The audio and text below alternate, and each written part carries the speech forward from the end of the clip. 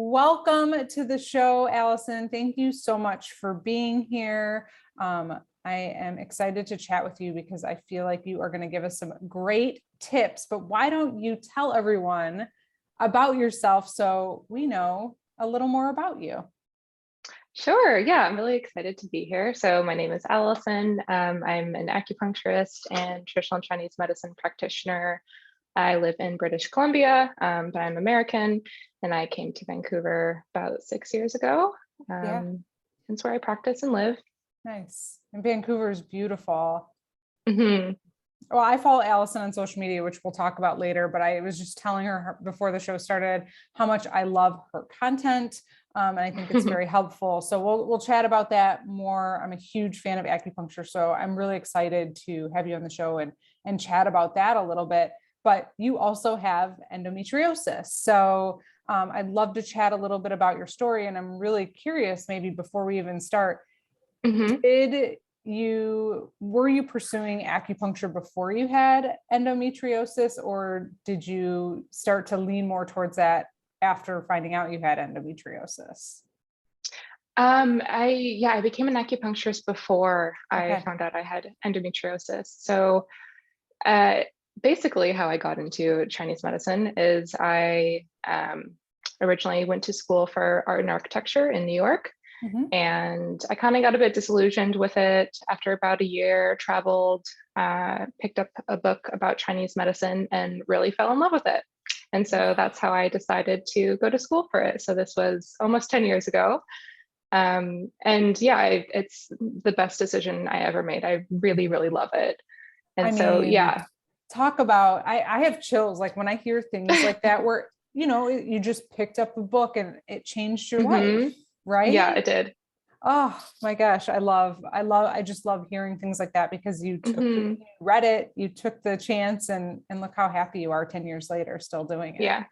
And that how much you've learned and how you can help other people. Well, as far as endometriosis, was there a time when you were younger, or did you have any symptoms, or how did this kind of play out, or how did your journey with endo start?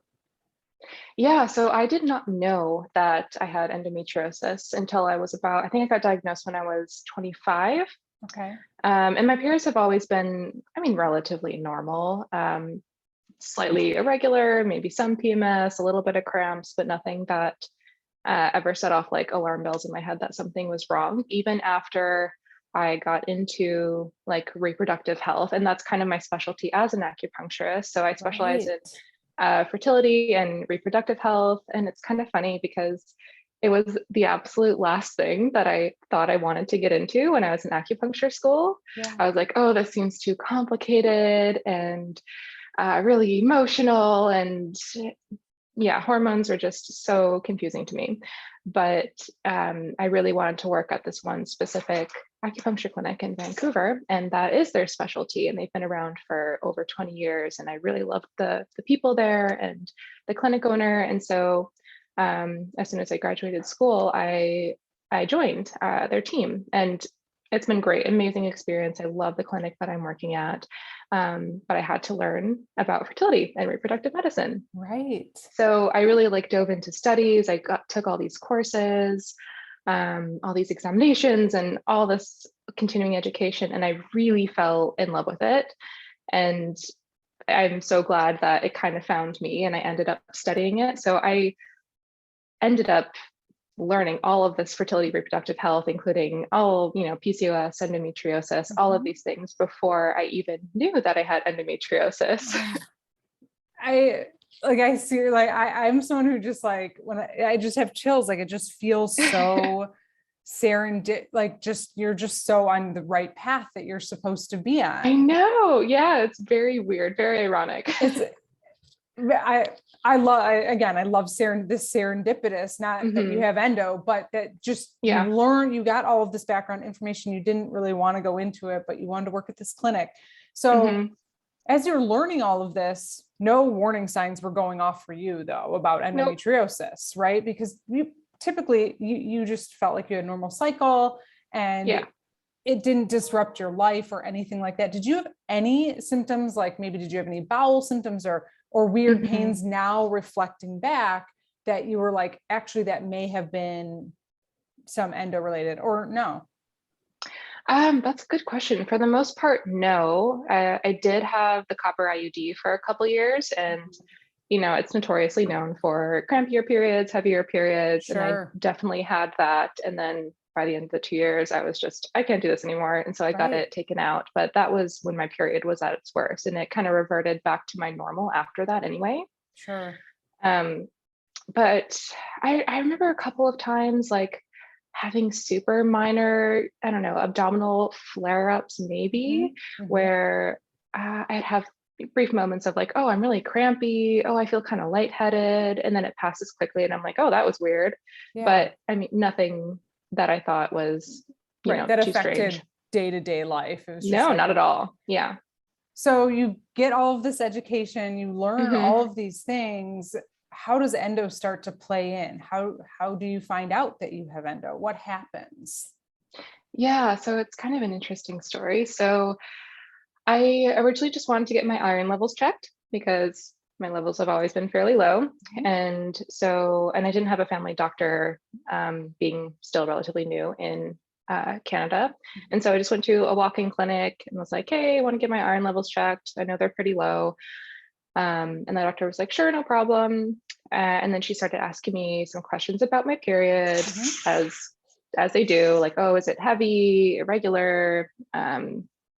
And I said, oh, it's a little bit irregular. It was in the sense that it was maybe a bit on the longer side, like my menstrual cycles would be maybe 35, 40 days, 40 days long. And then she's like, oh, okay, maybe we should just do an ultrasound just to make sure everything's okay. And I'm like, okay, sure, why not? I've never had one of those before. Just kind of brushed it off. But I was actually, looking back at it, kind of impressed that that doctor was like, oh, let's look into this, even though it's not a chief complaint of yours. 100%. Like, that's amazing. Yeah. So I think a couple months later, I get an ultrasound done, and I meet with the doctor again, and she says, oh, you have a couple cysts on your ovaries. It's not a huge deal. Let's recheck this again in a few months. And so I'm like, okay, that's not a huge deal. I know cysts are really common. They're like small, I think 2 centimeters or something. Sure. I wasn't too concerned about it. Cysts come and go for women all the time, right. as I know from my studies. And so a few months later, I get a repeat ultrasound. This is sometime in like spring 2018 or something. And so I get a repeat ultrasound fall of that same year. And then I go meet with the doctor again, and she's reading the report, and she's like, so the report says yada, yada, yada. She's explaining it, reading it, 4-centimeter endometrioma. And then I'm like, oh, it's an endometrioma. And she's like, yes. And then I say, oh, I have endometriosis. And she goes, yes. Like she wasn't 100% sure. Like she didn't really know this stuff, but I think she was a bit of a younger doctor. And so she wasn't really explaining things to me. She was literally just reading the lab report. Right. But and I'm impressed that your lab report even said endometrioma, because a lot of time they don't say that. They say hemorrhagic. Yeah, exactly. Yes. Well, that's part of the story too. But okay. We'll get into that. So you know what endometriosis is, obviously, because you work in it. And so you're like, okay, I have endometriosis. So what happened next? Well, yeah. So I mean, I have so many patients with endometriomas.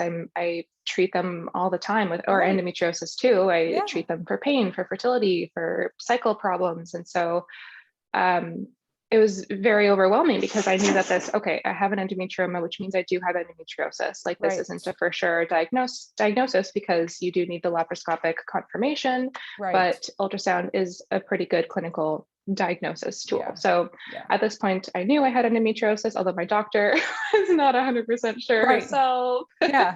You were like, actually, no, I do. Thank you Yes, I know for what this telling means. me. Yeah. Yes. Oh my gosh.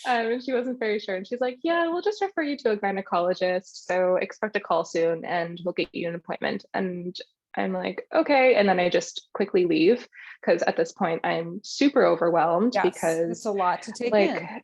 it's a lot to take in. Went for an And iron test. yes. Like, and then you came out with an endometriosis diagnosis, essentially. Yeah, eventually. Yeah, Yeah. exactly. And I feel like it's really, this particular part is just really different from a lot of people's stories with endometriosis because a lot of the time people are like diagnosed with it and they're like, oh, endometriosis, what is this? And then Yeah. maybe they do their own research or ask their doctor and their doctor gives them a whole bunch of usually not awesome information about it. Right. And you didn't have the symptoms too, where you were like, I know something's off. Exactly. Instead, you just really got blindsided. And Exactly. yeah. Yeah. So what did you do after that? Did you go to work and be like, okay, everyone, like who's treating me? Yeah, pretty much. I did have to go to work after that, but I just remember I left the office like in a daze because all of the, I mean, I knew all the information about just everything was really overwhelming. Right. I was like, okay, at the size that it is now, I know I will probably need surgery. Yes. And then all the statistics about infertility and of everything that I might eventually experience with this if it gets worse, just like all on my shoulders. And I did, which I am not ashamed to say, I left the office and I called my mom crying. Yes. How could you not? As you know how many times I've cried in my car? Like, right. Too many to count. Exactly. But you I'm have just to walking out of the office really overwhelmed and upset. And I can only imagine because a lot of times, exactly like what you said, people may hear this but they don't know the details, and then they go Google it or find message boards or however, a book, whatever, but you know it all. You treat patients, you've seen what people have gone through. And I can only imagine how overwhelming that moment was. Yeah, it definitely was. And so, yeah, it was definitely like a week period. I was just, overwhelmed. I feel like there's almost like a grieving process too, when you learn that, I don't know, when you get diagnosed with something or you just kind of have to like go through it and feel everything that comes up.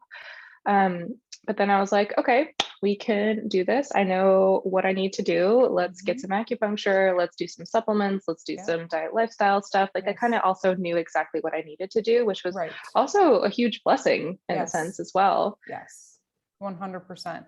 So did you immediately just you just started doing all those things, acupuncture, nutrition, you knew the right steps and you started taking them? And then I'm assuming you went and saw this referral to this gynecologist. Okay. Then what happened? So I saw the gynecologist. I was not really impressed. He was basically like, yeah, you have an endometrioma. You probably have endometriosis. Do you want surgery or what? Because I originally told him I'm not too into taking hormones. I didn't think I needed it for symptom management. And so he was like, okay, so what do you want to do? And without really like talking to me about what he thought I should do or giving me options or talking through it, I think he gave me a little bit too much power in that situation, which I wasn't really comfortable with. You want to feel supported. Yeah. And he was just very quick, like, so what do you want to do? Should we do surgery? Should we wait? You can watch and wait. There's no problem with that. And I was like, okay, I guess let's just watch and wait. I'm not ready to do surgery yet. Yeah. And so at this time, I'm just getting ultrasounds like every 6 months.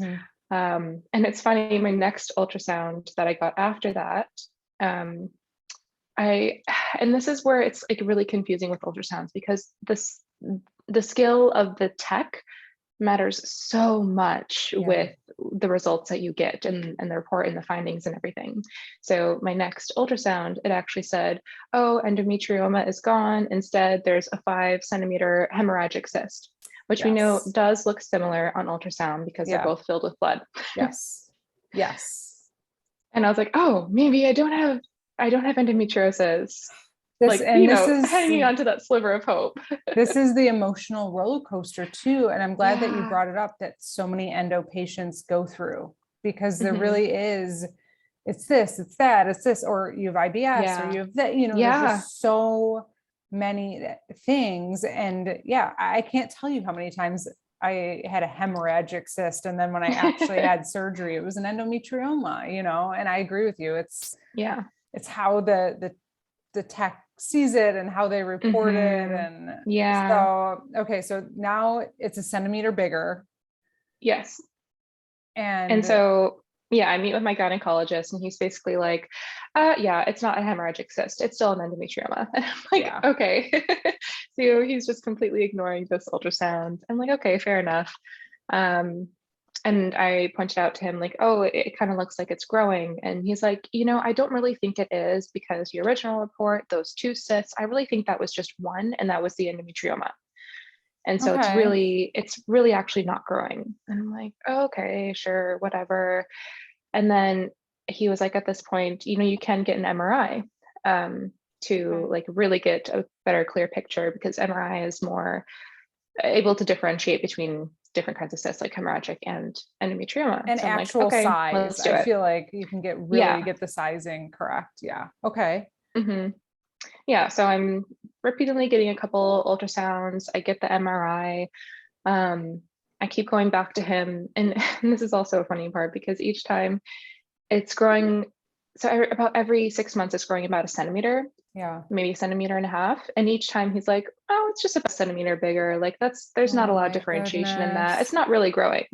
And I'm Were looking you through my were you report. nervous on like a day when I had cysts? Sometimes like I would be Yeah. nervous when I knew I had a larger cyst, like because you could Hmm. feel, I don't know if you could feel it, but I could always feel when I had one. And then I was like, Oh yeah. did something just happen? Like maybe I shouldn't have done Right. that, whatever, move at the gym, or I don't know, carried those heavy groceries. I always felt like I had like a ticking time bomb inside of me. I don't know why I Yeah, felt that that way, did but what it felt like. Yeah, yeah, I was just exactly. nervous, extra Hmm. nervous. Yeah. Yeah. Yeah, because as it gets bigger, there's risk of it bursting, of ovarian Yes. torsion, and Yes. All all of sorts of that. not fun things. Yeah. So how long now? Is this over like 2 years? Like if you're getting these scans like every 6 months, how long has it been until something changed? Yeah, Like, it's been about 1.5, 2 years, but at this point I am starting to get some symptoms, because although my gynecologist is insisting that it's not growing, even though it's very clear to me that it is, because he was just comparing it to the last ultrasound. Oh, it's right. not growing too Right. much. Right. Whereas, in the whole scheme of things, it was. It Yeah. grew, it grew a Yes. few centimeters while I was getting the ultrasounds. And so, and by this point I was getting some symptoms, which I, and my periods themselves were pretty fine still. Mhm. It was just every couple of months I would have a flare up of just like really intense lower abdominal pain, um, cramping, and almost feeling like about to pass out, Yeah. or like vomit Mhm. and nausea, just the Yeah. whole endo flare up symptoms that we all know too well. Yes. Yes. Okay. So then do you have surgery next, or what happens after you're starting to have these symptoms, you're getting your scans? Mhm. Now what happens? So when I start to get symptoms, then I'm like, okay, we need to, and I see that it's growing at this rapid of a rate. Yes. And so I finally tell my gynecologist, I think I'm ready for surgery. Let's get on the wait list, because I know it's going to be like another year, and I don't Yeah. want this to get worse, because now it's starting to interfere with my life, with work, Yes. with those kinds of things. And so he's like, okay, sure. And so he's like so blasé about everything. He gets out the form, and writes down right ovarian cystectomy. And then I'm like, okay, so are you also going to go in and remove any other endometriosis that's in my pelvis? And he's like, yeah, sure. And he like writes that on the form Oh too. my gosh. Oh my gosh. I'm like, Oh boy. this doesn't feel Right. good. This does not feel right. Yeah. Oh No. my gosh. And so I'm like, okay, fine. I'm officially on the wait list for surgery. And so at this point, I'm like, okay, I think I should tell my boss that like I'm on the wait list for surgery, and I don't Yeah. know when it's going to be, because I'll need to take time off work. And so, I talk to my boss and I tell him I have endometriosis. I have an endometrioma that needs to be removed. And I felt really comfortable doing this because this is our field. Like we talk Right. about women's health all the time. So I had no problem telling him like all the details and telling him that I don't know when, but I'll have to take some time off work. He's like very cool about it, very supportive. And then he's like, and because we do a lot of reproductive health and fertility, we work closely with a fertility clinic in Canada or in Vancouver. And so we're often there. We're really close with them. We know all the doctors there. And I won't name the specific doctor, but he was like, oh, do you want me to talk to so-and-so for you about this? And it was one of the head doctors at the fertility clinic. You were like, oh yeah. Yes, I do. Please. Yes, I do. My doctor doesn't even care. Like my doctor's just like, yeah, exactly. Exactly. And like, oh yes. And this is the one doctor that I really love at this fertility clinic. She's great. And she actually did the endometriosis surgery of my colleague like years ago that I worked with at the acupuncture clinic. Wow. And so I was like, yeah, I would love for you to talk to her. And so we he forwarded me got all the paperwork and everything for her, and she doesn't do those surgeries anymore, but she referred me to her friend, which I was like, yes, it can't be, I trust this doctor, I trust whoever she will send me to, I'm all in. Yeah, of course. And so, and it was very fast after that. So like a month later, I get an appointment with this gynecologist, and she's a surgeon. She deals a lot with like cancer cases. So she's like really good with her skill and technique and stuff. And I just felt so comfortable with her. She was so lovely. Wonderful. I'm like, yes, sign me up. I will do surgery with you. Yes. And then a couple months later, I had my surgery. So it was all really fast after that. Right. And so much better than you call the other doctor and be like, I'm canceling. I have a new doctor, and just move forward with this other doctor. Exactly. Yeah. Okay. So how was the surgery? How was your recovery? Oh, it was pretty good. So it was last year during 2020. So, in the summer, so smack dab in the middle of like pandemic time. So that was interesting. Yes. But, yeah, it went really well. My cyst ended up being 10 centimeters, which was crazy. Oh my gosh. Wow. That's pretty. Yeah. And she said, when she was in there, it was already like leaking. And so I think those flare-ups that I had where it would kind of leak a little bit, and then my body would kind of go into a bit of shock and the pain and inflammation and all of that. So I ended up getting diagnosed with stage 3. I had like a uteral sacral ligament removed. I had the obliterated cul-de-sac lesions on like my bladder and other places. So it was fairly extensive. She said, stage 3 debatably stage 4, but I didn't have like the frozen pelvis or anything too sticky. So I feel like I'm more stage 3 than stage 4, but yeah, it went really well. First few days always suck after surgery, but I was back to work after 2 weeks. Wow. That's incredible. And I felt fully recovered after maybe 4 to 6. Yeah. That's wonderful. That's really, really great. And how are you feeling now? Pretty good. So I'm a year and a few months post-surgery. For about 8 months, I was on the birth control pill because I decided I should just give hormonal suppression a shot. I've never been on birth control pill. Let's see how I do on it. It was a disaster. I hated it. Hated every minute of it. Yeah. I felt awful on it all the time. Tried a few different ones and eventually gave up. But then my periods after that were still pretty okay. Definitely didn't have any of those flare-up symptoms anymore. Right. And yeah, it's very manageable. Like sometimes I get a little, like an hour of cramps on my period or a little bit of GI issues, but everything's totally still manageable and way better than it was post-surgery or pre-surgery. Yeah, that's wonderful to hear. And for people listening, everybody's surgery recovery time, it varies, right? So definitely. I've had some that I felt well several weeks after, but then I had some that I did not feel well for months and took like almost 12 weeks off work. So Yeah. Yeah. it's It really very depends on the individual. surgery, the person, The the extent of the case. endo so much. Exactly. I always just like to mention that because, sometimes it takes people longer to heal and everybody's Yeah. different. So, I'm so grateful to hear that you're feeling well and that you found Mhm. this wonderful doctor. I want to talk about acupuncture, but we're going to take a quick break before we jump into that, and we will be right back.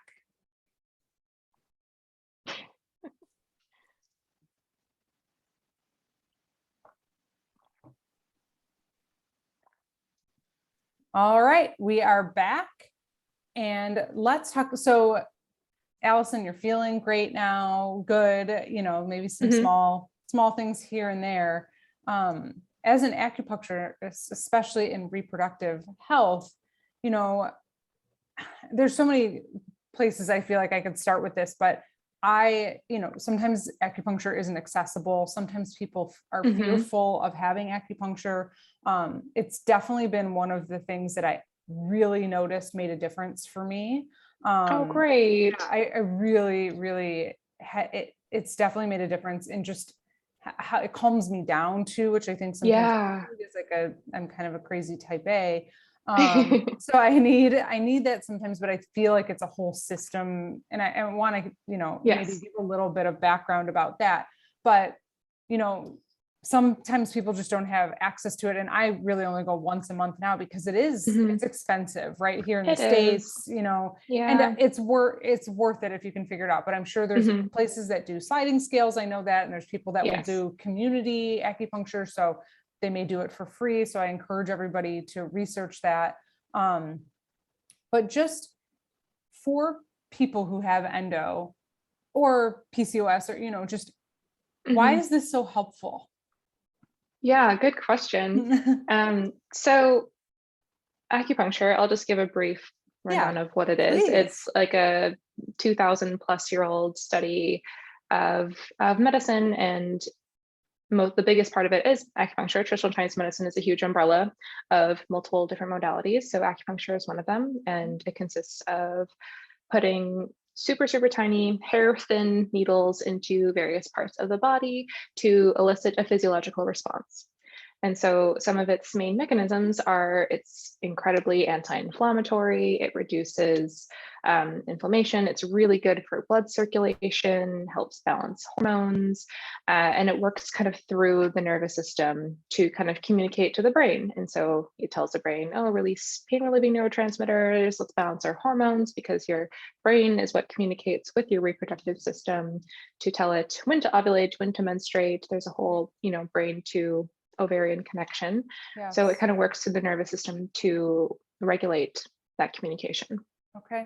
And so clearly that's why it's so helpful for people who Hmm. have, I mean, I know it helps people with injuries and things like that, but Yes. specifically for what we're talking about, endo, even PCOS, having treatment then can help. It's helping your body really regulate itself.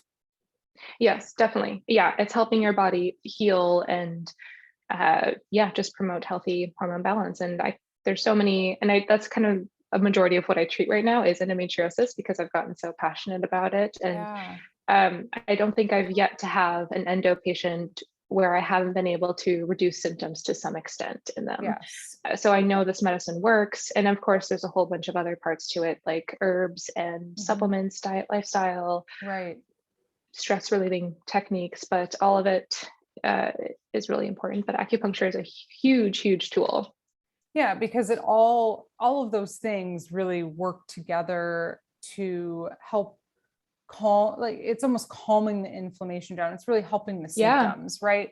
It's not exactly. removing the disease. It's not making the disease go No, away. We nope. your cyst is an example, right? I'm sure you were having Hmm. treatment during that time, but that Yes, endometrioma was like, I'm not going anywhere. exactly. Like it was like, no, I'm just going to keep growing until you Yeah, have me removed. Like, right. so there is that element of it, but just on for your patients, what are some of the key like tips and things you recommend? So for people who are listening who, Hmm. well, before we go to that, for people who are listening who are afraid, to go, because, Mhm. there are people who I talk to people often who are afraid of needles. They're Yeah. afraid that they're going to be laying on the table and they're going to panic. How Yeah. can you start someone off with it? Or what are some, things that you can help to ease people who are listening who might be on the fence about trying acupuncture? Yeah. So, I mean, I always love when people are upfront to me, like, "Oh, I'm Yeah. really scared of needles," or "I'm really nervous about this," and I Mhm. always do my best to make people feel as comfortable as they can. And so, the needles themselves are very different than what you're used to for other needles. They're not the needles that like have space inside them to inject anything into it. So they're Right. super tiny. I usually explain it like sometimes you feel a little bit of a prick, sometimes a little bit of a twinge as it goes in. That's really the extent to it. If anything's painful or uncomfortable, that's not how it should be. Just let me know and I'll fix it. Right. Um, and we go slowly, always to my patient's comfort level. I always tell them, okay, if this is enough, if there's some, tell me to stop. If there's some places that you don't want me to do, that's Right. okay. Let's see how it goes. Yeah. And um, and then after the needles are in, you really don't feel much. And Yeah. then you kind of take a nap for a little bit. And Hmm. so I feel like once people kind of experience that, like, oh, this is relaxing because acupuncture activates the parasympathetic nervous system. So it gets your body out of fight or flight mode Hmm. and into the ability to relax. And it can be really hard to relax and turn off that nervous system when you're in chronic pain. Yes. And so when you feel that for the first time, it's like, oh, my body can actually relax. Then you realize this is a safe place. This is a safe thing. My body Mhm. can do this. And I mean, we always give people like little call buttons while they're laying in the room. So you always have consistent access to someone. Should you need help? Should you move your leg and the needle doesn't feel comfortable? I always give people the little call button. Just in case. Yeah. Just in case. Yeah, just in case. I'll tell a kind of a funny acupuncture story that happened to me. So I, in the beginning, I was a little nervous, and I remember my acupuncturist like left the room, and I was like, okay, just breathe. Now, I do fall asleep, or I get into like the most deep meditative state. Like it's Yeah. so incredibly relaxing, which I Yes. need.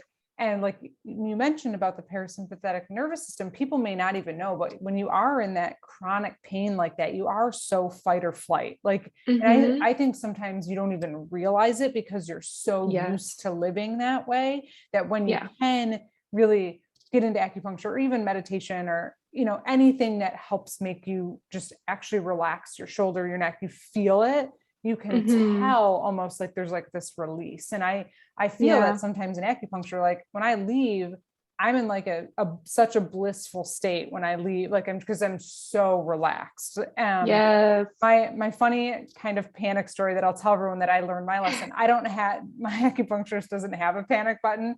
And this was like after going for years, but I was Yeah. feeling nauseous, and she put the needles in a spot I had never had them before, in my Hmm. wrist, which I'm sure Oh, you yeah. know. Yep. And it must have hit something that I don't know if it just was like a lot of energy moving or what, but Yeah. I started just like having really bad, like anxiety. I was like, Oh, something's no. wrong. Blah, blah, blah. And like, so the whole time I was just kind of like not in a good place. She came back and Oh, no. she's like, going forward, if that ever happens, just take the Yeah. needle out. I was like, Yeah. I didn't even think of that. I was like, we laughed about it forever. And then one time I had one Right. like in my neck, which gave me a Hmm. similar, and I just Oh, pulled it yeah. out and stuck it in my pillow, and then I was fine. So like for people who are listening, Yeah. you can take them out too. If you start to like have a moment, it's a tiny Yeah. little Yeah. needle. But those are my kind of funny stories. But overall, it's been so incredibly helpful to Oh, me. that's so good to hear. It really, really has. And I know a lot of other Yeah. patients feel the same way. And again, access Hmm. to care, I think, is really important to talk about because not everybody has it, but there are ways Hmm. to find acupuncture, or people who will do it for free or community based. So Yes. just do some local Googling in your town, or Yeah. even chat with, an acupuncturist in your area. And you could say like, Hmm. I don't have this, but I could pay this. And a lot of them will work with you. That's So, very true. Yeah. So there's a lot of community settings. So if you look up like community acupuncture or mhm. even like a school clinic, like, because that's how the students practice, Yes, and it's yes, often really cheap. And yes. they're guided by an actual, acupuncturist. So it's not like, Right. you're this guinea pig, like Yes. you're being experimented on. It's head by a doctor. So, Yeah. um, yeah, that can be a good route too. So there are ways to find it, that can be affordable. Yeah, absolutely. Any other tips or tricks just off the top of your head that you've seen really help some of your patients that we could talk about, that we could pay forward on the podcast? Yeah, definitely. So I'm a huge fan of Castor Oil Packs, and anything heat related in general is really great because in I mean, a lot of people kind of find this out intuitively, like, oh, heating pad, hot water bottle, those feel great. And that's because in Chinese medicine, like when things hurt, it's because something's stuck. And heat usually helps relax things and help keep things moving. And so making sure that you're warm, or like taking warm baths, applying heat to where it hurts. And then also like what you're eating and drinking, like especially during your period, right before your period, making sure you're consuming warm things to keep your internal body temperature warm is going to help with the pain too. So no like ice cream and ice drinks when you're on your period, because it can help or can cause more of that like kind of congealing of your chi and blood and more pain. So warmth is your friend. Okay. That's a great tip. Soup, teas. Yeah, exactly. I'm a huge fan of tea. That is, bone broth, if you're into that, has really helped my stomach feel better. Okay. Yeah. All right. So all the warm things, I'm a fan. I like being warm. Yeah. And then I don't know, some like my favorite supplements like magnesium, fish oil, and yeah, the gluten-free diet does really help. It's kind of annoying, but it really does make a huge difference. And not just gluten-free, but there's a lot of like anti-inflammatory diet in general, because that's, I think, diet and supplements. Because I'm really bad at getting my regular acupuncture right now. So I find those two modalities to be so huge for how my periods are. And I don't think I'm just like naturally blessed with like very little endometriosis symptoms. I think it's because I'm really strict and aware of all the things that I need to do in order to keep it this way. I do think if I, didn't eat well, stopped taking all my supplements and herbs and all that stuff, then I think I would get a lot more endometriosis symptoms than I have right now. Yeah. Yep, for sure. Those are great tips. Thank you so much for sharing those. Is there anything else you want to add before we wrap up? I think that's about it. Yeah. Appreciate you sharing your story and these tips. I mentioned, I love your social content, and I just find it very uplifting and fun. Good. I mean, when you have to talk about topics like that, I guess fun, maybe not, but I like how positive. You gotta have like a little bit of sense of humor to it too, you gotta cope. So where can everybody find you? I'm on Instagram the most, and my Instagram handle is Sea of Chi Healing. I work at AcuBalance in Vancouver. So yeah, great. That's the best way to reach me. And I do answer most of my DMs that I can. People are often contacting me how they can work with me like virtually, or if I can recommend a practitioner in their area. And I always do my best to try to figure that out for people too. So my DMs are open. That's really nice. Yeah, I'll definitely link that in the show notes. And yeah, if anyone's in Vancouver, go see Allison. And where did you say in Vancouver you are? You said Balance? Oh, AcuBalance. That's just the name of the clinic that I work at. Yeah. So I've been there for 5 years. And thank you, Melissa, for like having this podcast. And just, I feel like it's so important to like give everyone like the space to share their story in such detail. And I can like feel your passion about this like through the screen. And I just think your podcast is amazing and I really love it. Well, I thank you so much. I appreciate those. It really means so much to me. And if anyone wants to be on the show, this is a great time to plug. I am starting to plan out 2022. This show is going to go live probably in about a month. So you guys are listening to us a little delayed, but I am scheduling out for 2022. So if you want to share your story to help other people, please let me know. My information is in the show notes. Let's thank Allison, everyone, for being here and sharing everything. Thank you again so much for being on the cycle.